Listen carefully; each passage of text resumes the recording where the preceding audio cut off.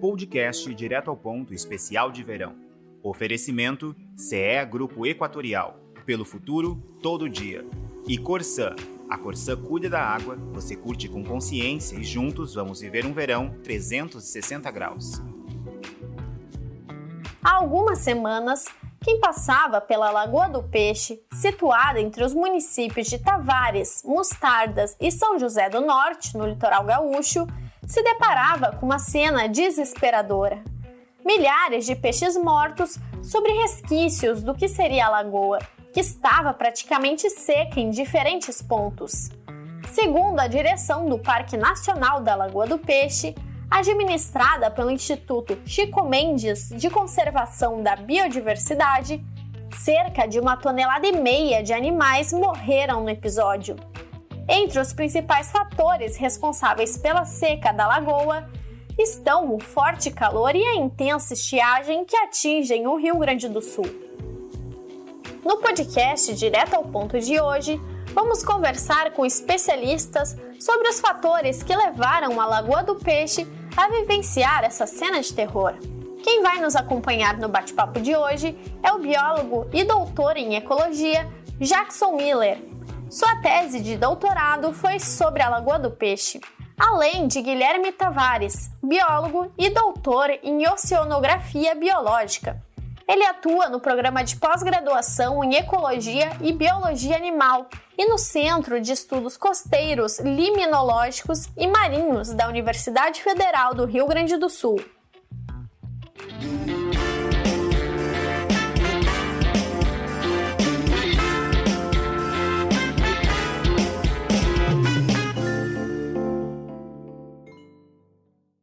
Jackson, explica para nós o que é a estiagem e qual é a relação dela com a mortandade de peixes no litoral. Relativo a essa questão da seca, do calor e da estiagem, importante é perceber o efeito desses dois fatores, a seca ou a estiagem, como um fenômeno climático que vem pela ausência ou pela insuficiência de chuva. E isso pode variar de uma região para outra, assim mesmo como o tempo, que esse processo acontece numa determinada região. O que a gente vem vivenciando ao longo do tempo é de que esse fenômeno da estiagem ele está se associando de forma muito forte a esse quadro de variáveis climáticas que atinge a questão planetária e o Rio Grande do Sul em especial, Esse fenômeno de uma estiagem ou de uma seca mais prolongada não é um fenômeno novo, mas o que ele promove, os efeitos derivados dessa condição é que preocupam. Primeiro, por conta dessa mudança climática que tem feito com que eventos que aconteciam numa escala de tempo maior, hoje se concentram mais. Você levava 20, 30 anos para ter um determinado efeito climático que era lembrado e considerado pelos nossos avós, pelos nossos pais, que hoje se reproduz de uma maneira muito mais intensa num curto espaço de tempo. Talvez esse fator seja exatamente um alerta de como nós vamos passar a conviver com esses fenômenos climáticos mais intensos. E veja, num lado do país, numa parte do país, nós estamos vivendo chuvas torrenciais que causam desmoronamentos, perdas de vida, perdas de bens, destruição de ecossistemas. E numa outra parte do país, nós vivemos exatamente o oposto, um excesso de falta de chuva. Quer dizer, nós estamos convivendo com situações completamente díspares, num mesmo continente, num mesmo país. O que aguça muito essa condição da mortandade de peixes em lagoas, principalmente se são lagoas mais rasas ou que perderam a sua capacidade volumétrica por conta da estiagem, é o calor excessivo. Então, esta singularidade faz com que o calor excessivo aqueça a água desses espaços, dessas lagoas, faça com que o calor calor gere uma perda na concentração de oxigênio dissolvido nessa água por conta desse aquecimento, por conta desse calor exagerado, subindo a temperatura desses ambientes e também contribuindo com as mortandades e com a perda, né, da biodiversidade que ocupa esses locais. Professor Guilherme, existem outros fatores que podem causar episódios desse tipo, como foi visto na Lagoa do Peixe nesse mês? A mortandade de peixes que nós observamos recentemente nas manchetes de jornal, ocorrendo na Lagoa do Peixe, no litoral médio do Rio Grande do Sul, está associada com uma combinação de fatores em diferentes escalas, né? E esses fatores, eles são majoritariamente influenciados pelas atividades humanas, né? Numa escala mais local, né? Então, colocando uma lupa aqui na região, o que nós temos é um problema especialmente relacionado à gestão territorial e à gestão da Unidade de Conservação de Proteção Integral, que é o Parque Nacional da Lagoa do Peixe. Tá? Então, uma breve contextualização, né? Então, a Lagoa do Peixe, ela é um corpo d'água com conexão efêmera com o mar. O que isso quer dizer? É uma região alagada, né, entre duas barreiras históricas de deposição, né, de sedimentos na planície costeira do Rio Grande do Sul, que tem, naturalmente teria em determinadas épocas do ano o fechamento da sua conexão com o mar por conta do balanço de sedimentos, né? E aí um momento em que a água se acumule e exerça pressão sobre essa barreira entre a lagoa e o mar, essa barreira seria rompida naturalmente e esse excesso de água então seria posto para fora e a conexão com o mar se restabeleceria. Então, o que acontece e o que a gente vê nas notícias, né, é uma abertura mecânica a partir de pressão, né, das pessoas que vivem no entorno da lagoa, para que haja uma abertura mecânica, então, com utilização de máquinas mesmo, né, da barra, né, da conexão com o mar, um restabelecimento através de máquinas entre o mar e a lagoa, certo? Então, o que acontece? A partir do momento que a gente influencia nesse processo natural, que seria de reabertura da Barra da Lagoa do Peixe, a gente está colocando o excesso de água para fora, que na verdade ainda não é um excesso, num momento em que essa água deveria estar se acumulando dentro da lagoa. O que se percebeu nesse processo com a redução das chuvas do ano passado, a barra poderia ter sido fechada, já que ela se trata de uma abertura artificial que é realizada para evitar que o excesso de água possa alagar parte das propriedades que se inserem dentro do parque. Então, nesse caso, né, o fechamento da barra evitaria que se perdesse água em quantidade, uma vez que não houve a reposição desses volumes decorrente dessa estiagem prolongada que o Rio Grande do Sul vem vivendo.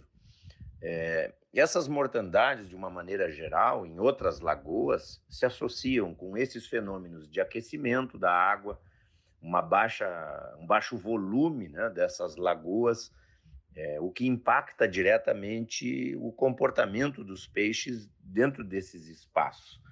Outro fator de preocupação é o fato de que nós estamos num processo de construção de melhorias na estrutura de saneamento, onde deve-se evitar com bastante força o lançamento de esgotos não tratados nesses locais, nesses estuários, nesses pontos onde espécies bastante importantes vivem.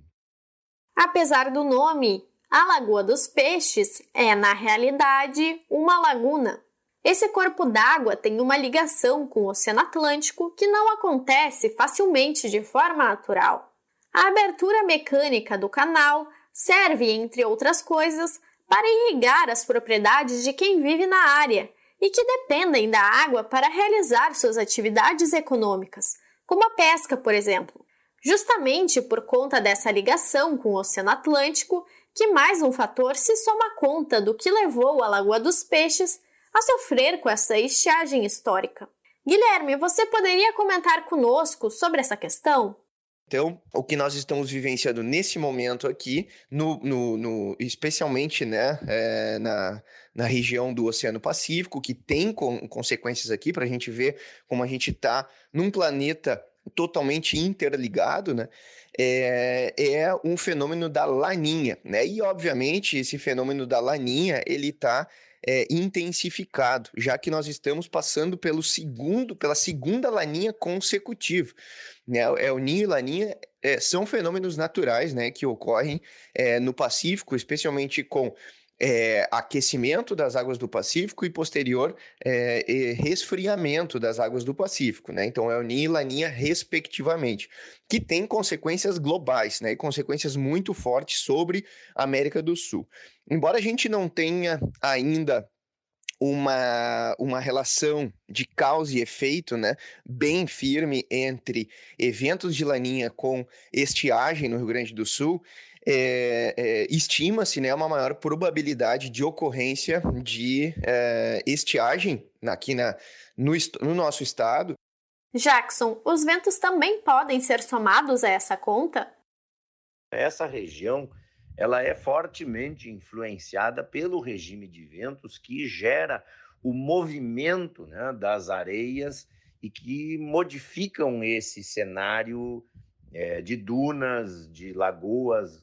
A capacidade de mover a areia pelos ventos é impressionante nessa região. Então também se percebe, nesse caso, que os ventos alterados pelos plantios de silvicultura do entorno, o processo de transporte de areia para dentro da lagoa, fazendo com que ela tenha perdido área aquática e dando lugar a outros tipos de ambientes, como banhados ou regiões que foram soterradas com essa areia, também diminuiu a capacidade de reservação da lagoa, né?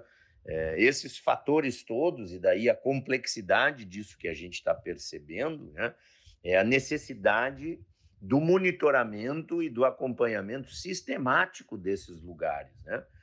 No trecho entre Mostardas, desde o Farol da Solidão até a Barra, né, da Lagoa do Peixe, são mais de 20 lagoas que compõem esse ecossistema costeiro de grande importância para o Rio Grande do Sul.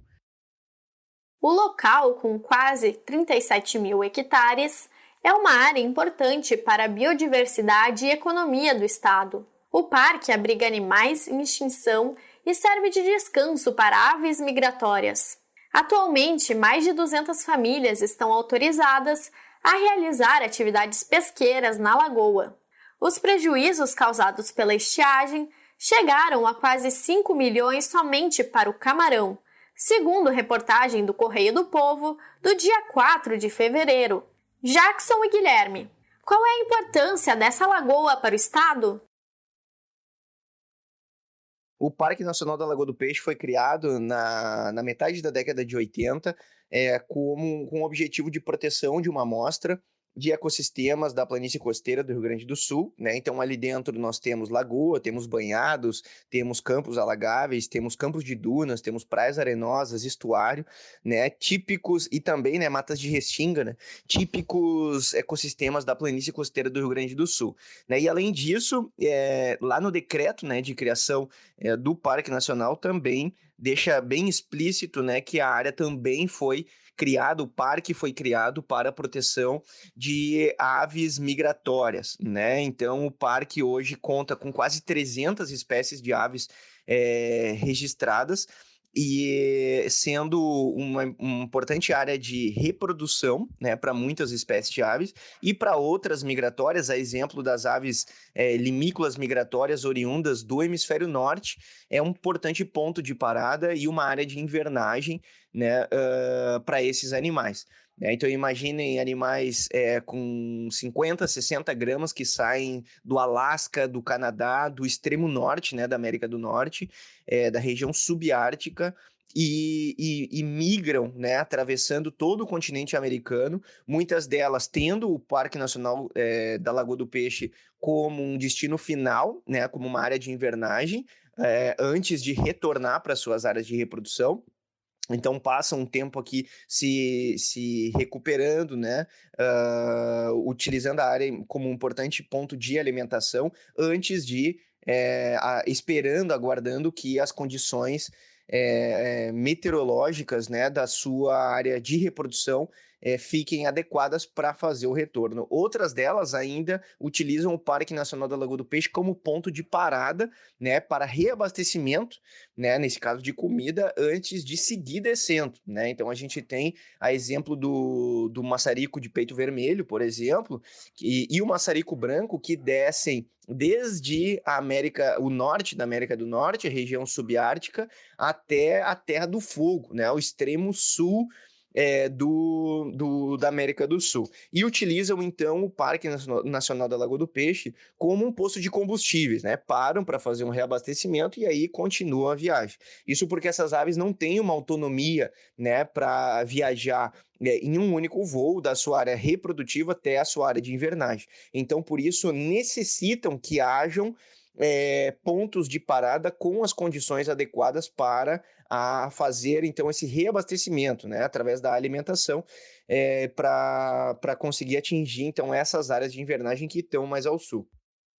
O que é importante nesse caso, né, e nesse caso específico da Lagoa do Peixe, nos municípios de Mostardas e Tavares, foi o fato de que a estiagem já vinha dando sinais do rebaixamento do nível da lagoa e que medidas preventivas efetivamente poderiam ser adotadas, até pela condição, né, do Parque Nacional, que é um refúgio importante para aves migratórias do planeta todo, né? Então, a condição natural desse espaço também é importante para justificar a necessidade desse lugar receber uma atenção especial por conta dessas características desse sítio Ramsar, de abrigar aves que realizam, né, migrações planetárias, a diversidade de espécies que procuram a Lagoa do Peixe para alimentação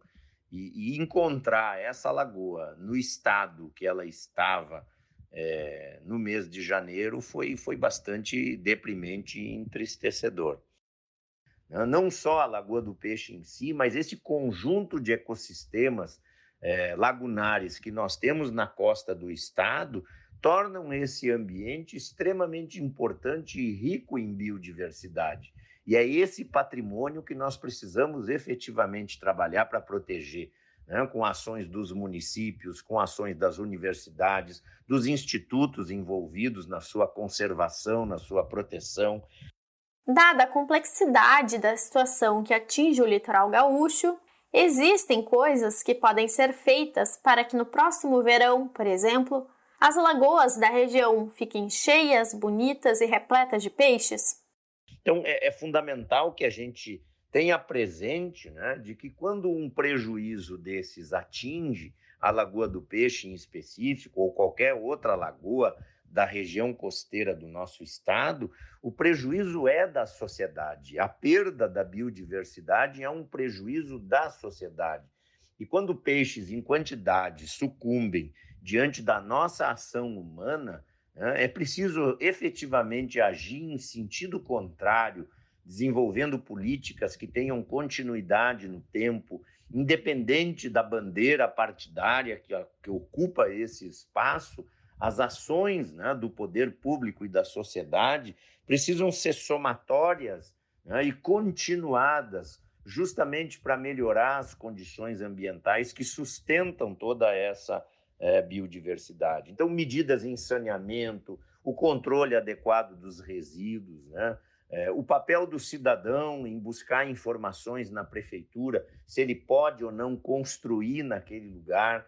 A gente está percebendo um avanço, né, da cidade sobre esses espaços protegidos, sobre esses espaços alagáveis. Então, a nossa capacidade humana de interferir, ela é muito grande, ela é importante. Então, quando o cidadão vai desenvolver alguma atividade, procure orientações no órgão local, na prefeitura municipal, no setor de meio ambiente, no setor de planejamento, exatamente para que as construções das cidades se deem dentro de moldes mais sustentáveis, evitando ocupar esses espaços de dunas, esses espaços protegidos que caracterizam, né, esse modelo de ocupação que o nosso estado viveu.